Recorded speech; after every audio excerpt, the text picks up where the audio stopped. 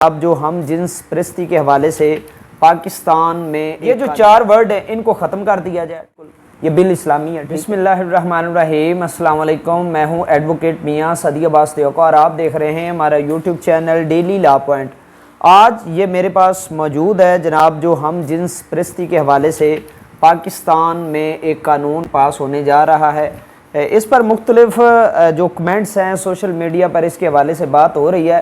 तो मैं आज इस में बताऊंगा, इस सारे को हम पढ़ेंगे। इसके 21 सेक्शन हैं, इस सारे को हम पढ़ेंगे कि इसमें कौन सी शिक जो है वो गैर आइनी है, गैर इस्लामी है, ये कौन से मामलात हैं और क्या सोशल मीडिया पे जो इसके खिलाफ ट्रेंड चल रहा है वो हकीकत में भी एग्जिस्ट करती है चीज़ें कि नहीं करती। ठीक है, तो ये नेशनल असम्बली से बहरहाल पास हो चुका है। 2018 में ये बिल लाया गया। अब इस वक्त सेनेट में जो है वो इस पर मामला चल रहे हैं। इस जो एक्ट है इसका नाम है transgender persons protection of rights act 2018। ठीक है, इसको आप गूगल से भी डाउनलोड कर सकते हैं। तो इसके जो 21 सेक्शंस हैं ये कहा जा रहा है कि ये हम जिन्स परस्ती के हवाले से है। तो इसको हम सेक्शन बाय सेक्शन चीज़ें हम इसको पॉइंट बाय पॉइंट लेकर चलेंगे। ठीक है, और इसमें हम बताएंगे कि जो मुखन्नस हैं जिनको हम खुसरा कहते हैं, ठीक है, जो शीमेल्स होते हैं उनके मुतल्लिक़, उनके राइट्स के मुतल्लिक़ है। और ये भी देखेंगे कि ये आइनी है भी या नहीं, और ये इस्लाम के ख़िलाफ़ तो नहीं है बास चीज़ें, और इसकी क्या हकीकत क्या है। इसका जो सेक्शन 2 है उसमें वो डेफिनेशन के मुतल्लिक़ है। उसमें मुख्तलिफ़ चीज़ों को वाज़े बताया गया, उनको डिफ़ाइन किया गया। उसमें जो सेक्शन 2 का सब सेक्शन F है, ये है जेंडर आइडेंटिटी, कि जिसका जो तयन है वो कैसे होगा। ठीक है, जेंडर आइडेंटिटी जिन्स की शनाख्त मीन्स अ पर्सन्स इनर मोस्ट, जो किसी शख्स की अंदरूनी and individual sense of self, और या उसकी खुद की एक खुद को उसे जो महसूस होता है, ठीक है, उसकी अंदरूनी या खुद को उसे जो महसूस होता है as male female are a blend of both, वो उसको वो मर्द फील करता है या फीमेल औरत फील करता है, या दोनों का जो है वो मिलाप, इकट्ठा मिलाप वो फील करता है। ठीक है, और इसके अलावा जनाब both are neither that can correspond or not to the sex assigned at birth, और ये उस चीज़ से हट करने कि जो उसको बर्थ के मुतल्लिक़, जब उसकी बर्थ हुई तो उसको जो सेक्स दिया गया कि हम बर्थ जैसी बर्थ हुई तो कहा जी ये मेल है, तो वो मेल कह दिया गया। नहीं, वो उसकी जिन्स नहीं होगी, जो उसको बाद में उसकी अंदरूनी या उसको जो उसकी सेंस होगी, उसकी अपनी इंडिविजुअल सेंस, उसकी अपनी जो राय होगी, उसकी अपनी जो सेंस होगी उसके मुताबिक, यानी कि इस डेफिनेशन के मुतालिक ऐसा शख्स जो खुद महसूस करता है वो है एक औरत, और खुद महसूस करती कि वो मर्द है, वो मर्द का कार्ड अप्लाई, वो मर्द के मामलात ले सकते, वो मर्द लिखवा सकते। और ऐसी औरत, ऐसा मर्द जो कहता है कि मुझे अंदर से फील आता है कि मैं एक जो है वो मर्द हूँ, तो वो मर्द कहलवा सकता है। और ऐसा मर्द औरत को फील करता है तो वो औरत लिखवा सकता है। ये चीज़ गलत है। ठीक है, इससे आगे एक और चीज़ है वो मैं आपको बताता हूँ। ट्रांसजेंडर पर्सन, जो ट्रांसजेंडर पर्सन है उसको डिफाइन किया गया सेक्शन 2 है, उसका सब सेक्शन N। इनमें 3 डेफिनेशंस दी गई हैं। मैं आगे ना पॉइंट बिल्कुल एक शॉर्ट सी, इंशाल्लाह जितना शॉर्ट हो सकेगा वो उतना बताऊंगा। यह है जी इंटरसेक्स खुनसा, यानी कि इंटरसेक्स कहते हैं कि दोनों जिन्सों के खसाइल का हामिल फ़र्द। ठीक है, with mixture of male and female genital features and congenital ambiguities, के मेल और फीमेल जेनिटल फीचर्स होते हैं कि उसमें कोई ऐसा शख्स जिसमें मेल की जो वजह करता है, जो मेल की खसूसियात वो भी मौजूद हूँ और फीमेल की खसूसियात भी मौजूद हूँ। ठीक है, या उसकी कोई ऐसी जिन्स हो जो एम्बिग्विटीज, जिससे वो तयन ना किया जा सके। ठीक है, या दरमियान वाले मामला हों। उसके बाद दूसरा इनंच assigned male at birth but undergoes genital excision और कैस्ट्रेशन, यानी कि कोई ऐसा हिजड़ा जनाना या मुखन्नस जो पैदाइश के वक़्त तो उसको बतौर मर्द काउंट कर लिया गया, लेकिन उसको जो उसके मर्द वाले ऑर्गन हैं उनसे उसको बाहर होना पड़ा, यानी कि उनको या तो उनको जो उसकी जेनिटल चीज़ है जो उसका ज़ायद तनासुल या तो उसको ख़त्म करना पड़ा, या उसको कैस्ट्रेशन या उसको खस्सी वाले मामला के जो खस्सी के अमल से उसको गुजरना पड़ा। ठीक है, उसके बाद है transgender man, transgender women, khwaja sira और any person whose gender identity or gender expression differs from the social norms and culture expectations based on the sex they were assigned at the time of।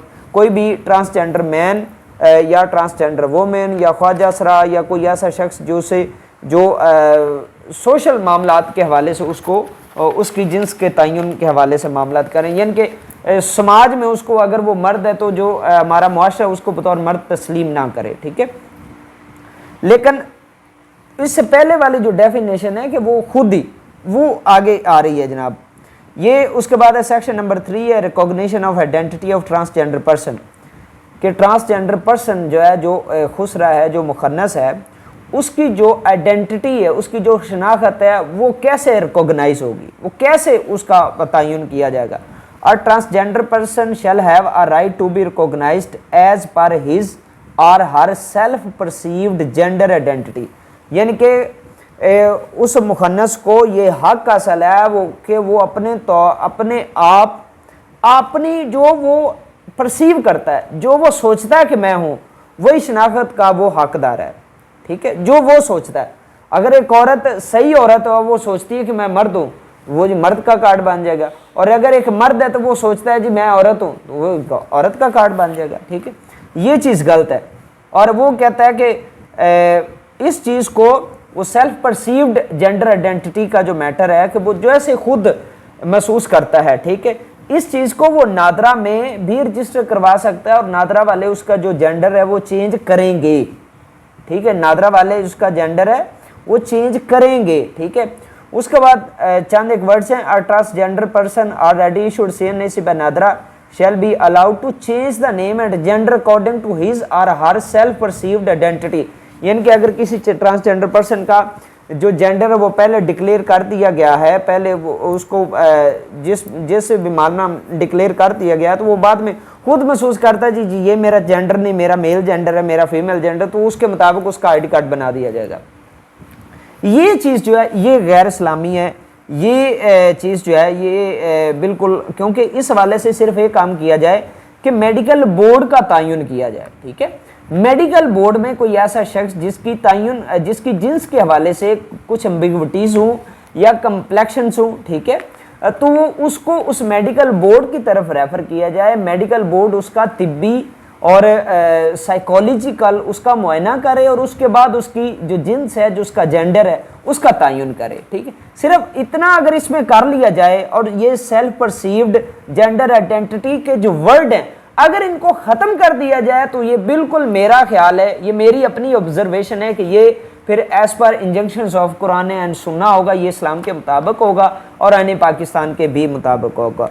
ठीक है, उसके बाद है section 4 में prohibition against discrimination के इस तरह के जो जितने भी ट्रांसजेंडर हैं उनको किसी भी हवाले से तालीम, तजारत, मुलाजमत, शोबाजात जो भी उनके हवाले से उनको जो सफरी सहूलियात या दूसरी सहूलियात, वरासती हकूक़, पब्लिक ट्रांसपोर्ट, पब्लिक प्राइवेट दफातर्स होते हैं या दूसरे, उनमें उनको डिस्ग्रेस नहीं किया जाएगा, उनको यानी कि वहाँ पर मौके इक्वल मौके दिए जाएंगे। ठीक है, उसके बाद प्रोहिबिशन अगेंस्ट हरासमेंट सेक्शन 5 में उनको किसी भी घर के बाहर या घर से बाहर उनको जो है वो हरासा नहीं किया जाएगा। ठीक है, सेक्शन 6 में हुकूमत की जिम्मेदारी है कि वो protection centre of safe house इस हवाले से दे और एक मेकनिज़म बनाए और उनके लिए कुछ स्पेशल ट्रेनिंग प्रोग्राम्स वगैरह और इनकी तालीमात के लिए और इनके मामलात के लिए और इनके लिए अलहदा जेल्स वगैरह और कन्फाइनमेंट सेल्स वगैरह का भी तयन करे। ठीक है,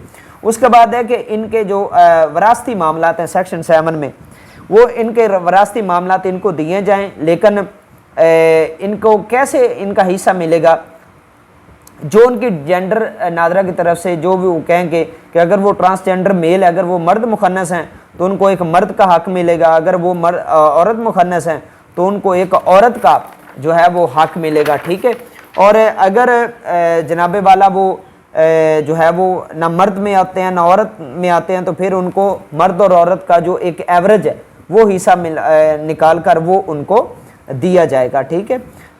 उसके बाद है जनाब राइट टू एजुकेशन है, सेक्शन 8 में उनको बिल्कुल एजुकेशन दी जाए, ये बिल्कुल उनका हक है। ठीक है। उसके वाले से उनको किसी भी अदारे में जो है वो मना नहीं किया जाए। और राइट टू एम्प्लॉयमेंट है, वो भी उनकी मुलाजमत का हक है उन, ठीक है, आइनी और कानूनी हक है उनका। ठीक है।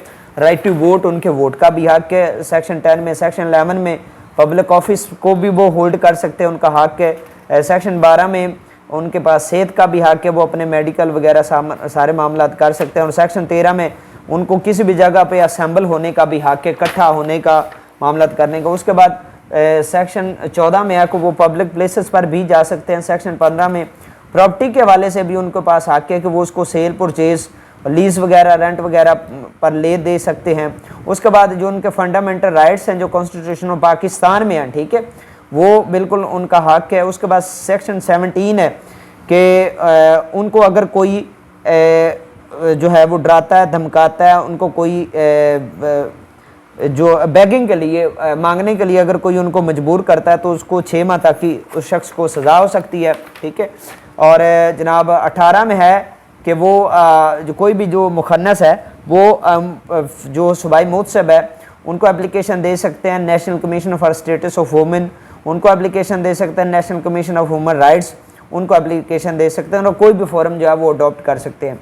उसके बाद ये बस वो दूसरे मामला आते हैं। और इसको सैनेट में जिन लोगों ने इसको पेश किया है, ठीक है, वो है जनाब सैनेटर रुबीना खालिद है, सैनेटर रुबीना इरफान है, सैनेटर समीना सईद है, सैनेटर कलसूम परवीन है, सैनेटर करीम अहमद ख्वाजा है। ये इन्होंने पेश किया है, इस पर आज का मामला चल रहे हैं। सिर्फ एक वो चीज़ ख़त्म कर दें, सेल्फ परसीव्ड जेंडर आइडेंटिटी को अगर ख़त्म कर लिया जाए, इन वर्ड्स को सेल्फ जेंडर आइडेंटिटी, क्या वो वर्ड्स हैं, सेल्फ परसीव्ड जेंडर आइडेंटिटी, ठीक है, इन चीज़ों को, इन मामलात को अगर ख़त्म कर लिया जाए तो वो कोई मसला नहीं जनाब। ये बिल्कुल एज़ पर लॉ होगा, एज़ पर कुरान एंड सुन्ना होगा। वहाँ पर है सेल्फ परसीव्ड जेंडर आइडेंटिटी। ये जो 4 वर्ड है इनको ख़त्म कर दिया जाए, ठीक है, और इसकी जगह पर के gender should be recognised by medical board, ठीक है, उनका मेडिकल बोर्ड जो है वो उसका तयन करेगा। ठीक है, ये कर लिया जाए तो ये इस्लामी है, बिल्कुल ये बिल इस्लामी है। ठीक है, और दुआ में याद रखिएगा। अल्लाह हाफिज़।